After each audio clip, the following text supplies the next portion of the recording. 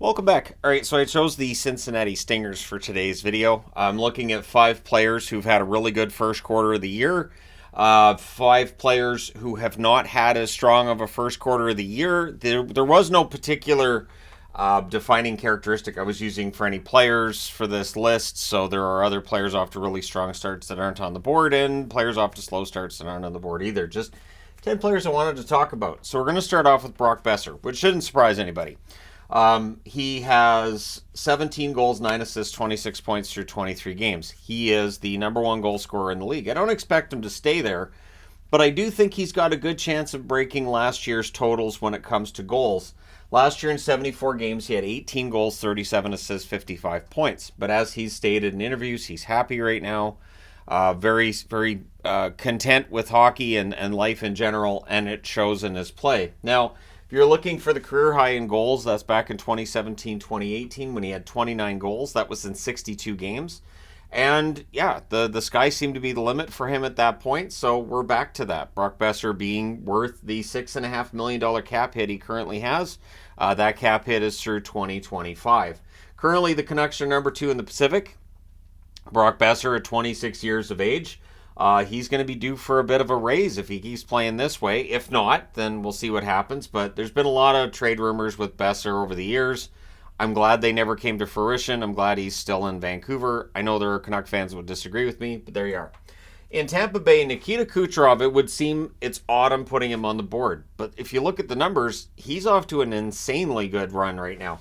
I keep wanting to say start. I keep wanting to correct myself, saying, no, we're a quarter of the way into the season. It's too late to be saying start. I apologize for the number of times I'm going to talk about the start of the year.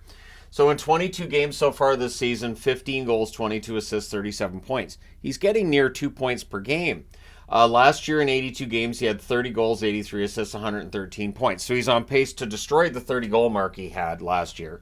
Also, his 2018-2019 season where he had 128 points, it's not outside the realm of possibility that he can equal that, get close to it, or maybe eclipse it. So his $9.5 million cap hit until 2027. He's 30 years of age. I think that cap hit's perfectly fine. For right now, Tampa Bay, the number 2 wild card. And the expectation that with Vasilevsky things would get better, well, recent games have shown that it might take a little bit for them to get things going in their direction. But again, they're the number 2 wild card. They just got Vasilevsky back. We'll see how it goes for them. Then we get to Florida's Sam Reinhart. So Sam Reinhart is the one player on this board who is an unrestricted free agent this summer. What do you pay Sam Reinhart if you're Florida?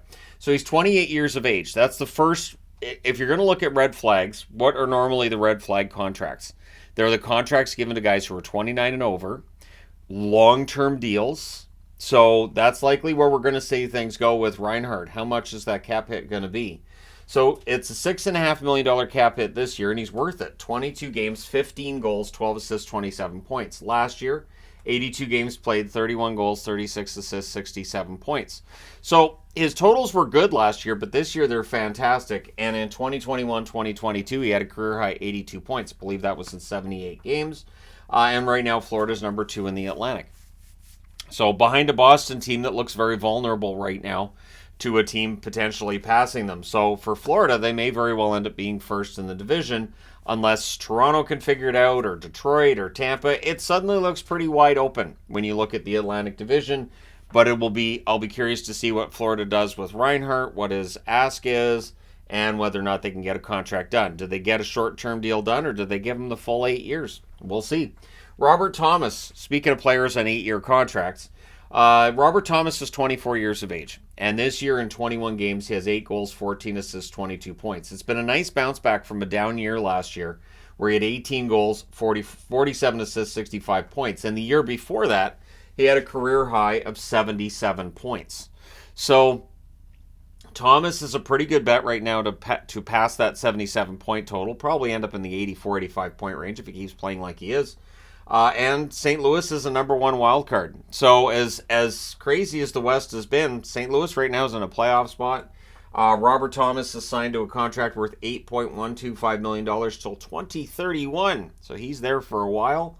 And right now he's playing worth that contract. Again, contracts for top 6 forwards have gone up a lot over the last few years. And so Thomas is paid like a top 6 forward.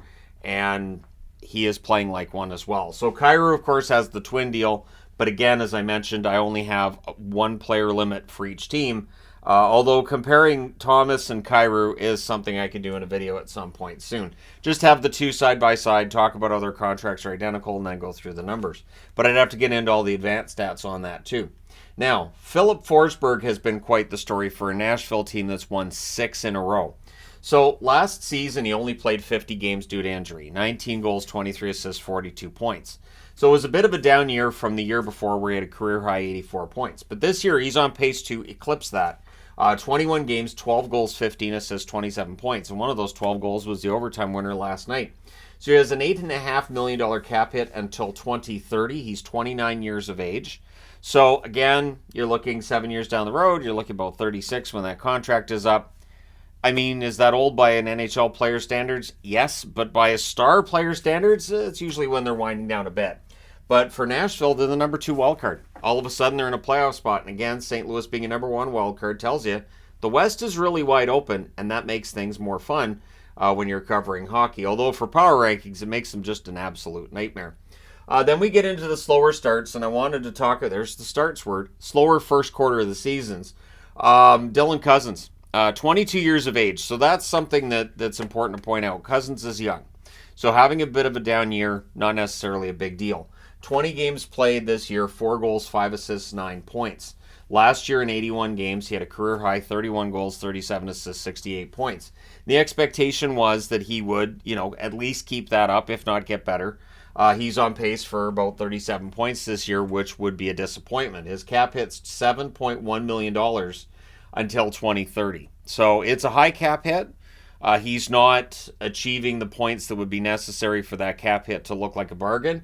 But Buffalo 3 points out of a wild card spot right now. If Cozens could heat up, that would go a long way towards helping them. And yeah, we'll see. Did Cozens just have a great year last year and they're paying him for that great year last year, or is he going to turn things around? And then you get into Johnny Gaudreau, a player who's 30 years of age. His salary cap situation, of course, talked about a lot since he signed in Columbus. It's $9.75 million till 2029. So at age 30, players can start to slow down a little bit, and again, can, and usually star players don't. 23 games played by Gaudreau, 3 goals, 8 assists, 11 points. It's been getting better lately, but last year, 80 games, 21 goals, 53 assists, 74 points. So last year, his points per game was much higher, and we still felt like that was a disappointment because the year before that, he had 115 points in Calgary. That final year in Calgary, he parlays that into a really good long-term deal with the Columbus Blue Jackets. He has not justified their cost at this point. And for Columbus, they're 7 points back of a wild card spot. So that looks bad, but Columbus has been playing better lately. Honestly, 7 points is closer than they were a couple of weeks ago. If Gaudreau can continue to improve his game, and if Columbus can keep bringing down their goals against, they may very well be able to right this ship. It's going to take them a while, but they may very well be able to right the ship. And then we get into Josh Anderson. 29 years of age, 21 games played, 2 assists this year. Last year, 21 goals, 11 assists, 32 points in 69 games. His career high, 2018-2019. He had 27 goals and 47 points. That was a year he was playing for the Blue Jackets. Montreal's 5 points back of a wild card spot. So it's a $5.5 million cap hit for Josh Anderson through 2027. Now, last year there were reports that Montreal was offered a first-round draft pick for Josh Anderson and turned it down, believing that it was more useful to hold on to him than to get that number 1 draft pick. I do wonder if somebody made that offer now, if Kent Hughes would be like, yeah, we'll take a first for Josh Anderson, but any GM offering up a first for a player that has a no goals in 21 games, is 29 years of age, and has a $5.5 million cap hit, that GM might have some questions asked about what he's thinking. And not just from media or fans, but maybe from an owner as well. So Josh Anderson has had a rough year, but I will say this, he's still getting opportunities still around the net. Posts, near misses, just the puck's not been bouncing his way. Once he gets that first and second goal, that's when I think he'll just break through, and he'll probably still end up with, I would say, 10 to 15 goals this year. But yeah, it's going to be a drop from last year's 21. Anders Lee has had a rough go of it. He's 33 years of age. So while it should be something he's coming through, once a player again starts getting into the mid-30s, you never know. Sometimes they don't recover that offense they had earlier. So, 21 games, 4 goals, 2 assists, 6 points for Anders Lee. Last year he played all 82 games. He had 28 goals, 22 assists, 50 points. 2017-2018, he had the career high that year of 62 points. He's the captain of the team. He has a $7 million cap hit until 2026, which is, I mean, it's high for what he's producing right now. But in terms of Islander contracts, it's not a big deal. The Islanders are currently 3 points back of a wild card spot. So the Islanders are still in the mix, in part because they get a lot of overtime loss points, but they're also outside of the playoffs because they don't convert that time in overtime and shootouts to that extra point that would get them the win. So Anders Lee does need to pick things up. He's not the only one with the Islanders. There were a couple others I looked at, but to me, Anders Lee stood out. I do think he's going to get things going. It's just a matter of when, right? And then you've got Alex Ovechkin. I have to mention him. He's 38 years of age. We have talked for years about how he defies the aging process, and last year he was 73 games, 42 goals, 33 assists, 75 points. Now, the goal scoring seemed to drop off towards the end of the year, but he still had a 40-goal season, right? So you're going, all right, he's within 100 goals of Gretzky. He had 42 goals. He's got a lot of time left on his contract. He'll reach Gretzky. Now I'm not so sure. So he's got 5 goals, 7 assists for 12 points in 18 games. He's on pace for about 20 goals, which would get him 20 goals closer to Gretzky. But again, the aging process is not something you can reverse. So it's not like he's going to come back next year and go, I'm 37 again, so let's go. $9.5 million cap hit until 2026. This was seen as a contract that would probably take him to retirement when he signed it.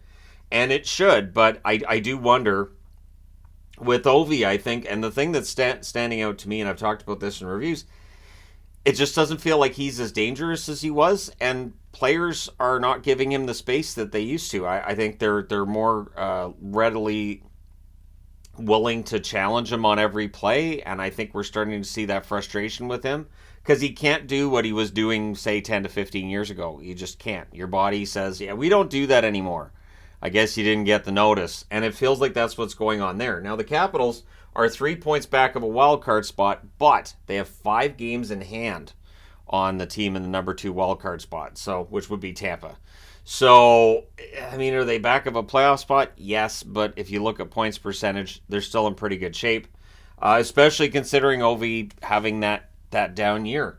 So we'll see if it stays that way, or if Ovechkin can once again start playing like he did last year when he racked up a 40-goal season. Because if he's going to catch Gretzky, he's going to need to at least reach, I would think, 30 this year.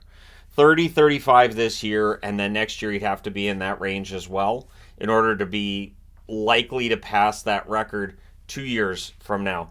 But with the way he's playing right now, we are now back to the question of if.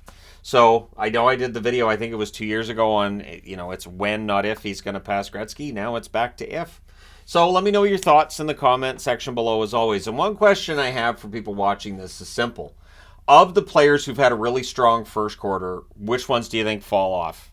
And the ones that have had a slow first quarter of the season, which ones do you think are ready to just take off offensively, and why? Let me know your thoughts in the comment section below as always. Don't forget to hit like and subscribe if you're browsing your way through. You just happened upon this video, or just because you feel like it. Thank you guys so much for all your support. I will talk to you again soon.